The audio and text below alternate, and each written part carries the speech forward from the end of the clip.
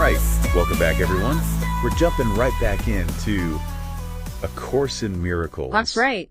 Picking up where we left off with Lesson 24. Yeah, building on those past lessons, this one gets into something pretty big. It does. We're going to dive into the idea This is a good one. that we might not always This is a head scratcher. know what's best for us. Yeah. What's truly in our best interest. Right. So before we unpack all that, Well, let's hear the lesson first. we'll hear what it has to say. Okay. In no situation that arises do you realize the outcome that would make you happy. It is inevitable, then, that you will not serve your own best interests, but you can be taught what they are. The Holy Spirit knows them perfectly. He will teach them to you if you will put your learning in His hands. Okay, so far so good. Your part is simply to do what He asks, and to be sure that it is He who asks it. He will not let you make a mistake in this. He will direct you very clearly if you but listen to Him and acknowledge that His is the voice that you want to hear. Right. Today we will practice putting your future in His hands. Right. Choose 4 or 5 situations that trouble you at the moment and write down briefly what you think you want in each. Spend a minute, or perhaps less, with each one. You will probably find some variation in the intensity of your wants and some conflict in what you want in different situations. All this is merely a reflection of the general confusion in your mind. Right. Okay. Now try to go beyond these limited goals and consider what it is you really want. What is the outcome that will make you happy in each situation? It is crucial to realize that you do want one outcome for all of them. Think about this for a little while, and you will realize that it is true. Lots to think about. Yeah. You may not see how this one outcome could be realized in all the different situations, but this is not your concern. Your part is only to recognize that you do want it, that it would make you happy, and that it is the only thing that would. So we have to figure out what that thing is. Right. When you have recognized this, conclude the practice period for today with this statement. I do not perceive my own best interests in this situation, but I am sure that the Holy Spirit knows what they are, and I am willing to let Him take charge of this situation on my behalf. Powerful stuff. Okay. Wow. That first line. It really kind of throws you for a loop. It does. It's a lot to take in. In no situation that arises do you realize the outcome that would make you happy. I mean, are we really that bad at, knowing what we want, what's good for us? Well, I mean, think about it, right? How often do we go after something? Like chasing something. Thinking oh, this can make me so happy. Yeah. This is going to be it. It's going to solve all my problems. And then you get there. Yeah. And you're like, wait a minute. This wasn't it. Yeah, this isn't quite what I wanted. Just didn't fix it. Yeah. Yeah. So the lesson, I think, is suggesting. Yeah. It's our ego, There we go. Our sense of self that our conditioned self. Right. That's getting in the way. It's like this distorted lens. Yeah. It's like it's driven by fear, past experiences, right? What society tells us we should want. All the shoulds. Yeah, the shoulds, right. Yeah. All these things clouding our judgment. Yeah. So we end up chasing, external validation. Yeah, the quick fix. The instant gratification. Yeah. And those things doesn't last. They don't really lead to lasting happiness. Right. Fulfillment. Okay. Yeah, so we might think we know what we want, but we're often mistaken. Uh-oh. Yeah, and that's where this idea of being taught comes in, right? Okay.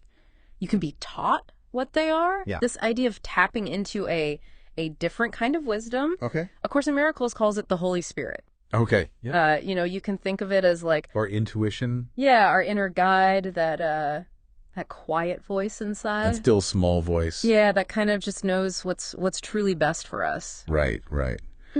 Okay, so how do we tap into that? How do we Well, that's where the exercise comes in. Okay. The lesson gives us this practical thing we can actually do. Yeah.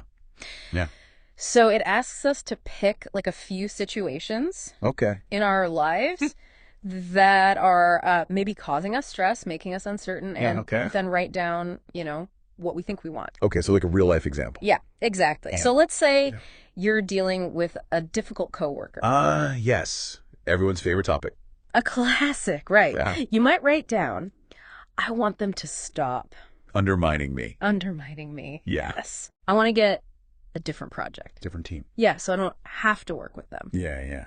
But then the lesson takes us deeper, asks us, what is the outcome that will make you happy in each situation? Ooh, the real wants. Yeah, the real wants underneath those wants. Right. And this is where it gets interesting. Really interesting. Yeah. Because when we dig a little deeper, we might find there's a common thread underneath all those surface desires. Okay. So maybe what you really want with that coworker is to feel respected. Okay. Valued for your contributions. Okay, yeah. Or maybe it's just to have peace.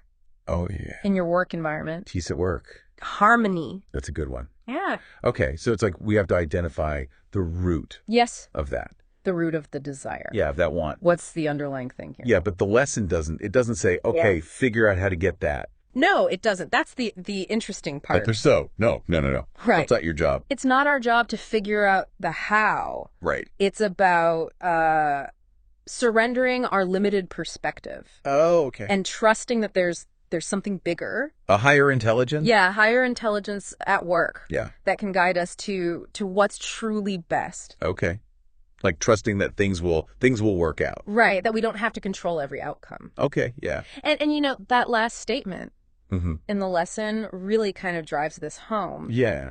I do not perceive my own best interests in this situation, but I am sure that the Holy Spirit knows what they are, and I am willing to let him take charge of the situation on my behalf. Yeah. I mean, that's a big one. That's a big statement. It is. You know, it's surrender. Surrender, yeah. It's so easy to get caught up in our own desires, try to control. Force it. Every outcome. Force it, yeah. But, you know, this lesson's reminding us that sometimes the best thing we can do is step back.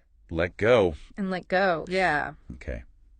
It's making me think about, you know, in those moments when I feel like, I gotta control this, I gotta make this happen. Yeah. Maybe it's a sign to just to let go. And just to be guided by something, you know, something bigger than ourselves. Yeah. Something wiser. Okay. So what we've learned here, it's a little unsettling. It is. It's kind of, it shakes things up a bit. Yeah, like, it's like we're questioning everything we thought we knew. Yeah. Like, what if we don't have it all figured out? Right. What if I'm wrong? Yeah. What if we're not the best judges of what's good for us? But, you know, there's also freedom in that. Right. What if instead of, you know, constantly striving, struggling, we could just trust, you know, that something bigger is working on our behalf. So, I mean, what would that look like for you? Well, I think, you know, it would be a lot less stress. Yeah. You know, a lot less. White knuckling it. Yeah, a lot less white knuckling. Through life. Yeah. Yeah. So I guess the takeaway here is try the exercise. Give it a try. See what comes up for you. Yeah. What are those deeper desires? Yeah. Underneath the surface. Yeah. And how might surrendering to a higher power change the way you approach things? Yeah. Change the way you approach those challenging situations. Yeah. All right. Until next time. Keep an open mind. Keep an open mind. And we'll see you then. Bye. Bye. I woke up to a miracle today.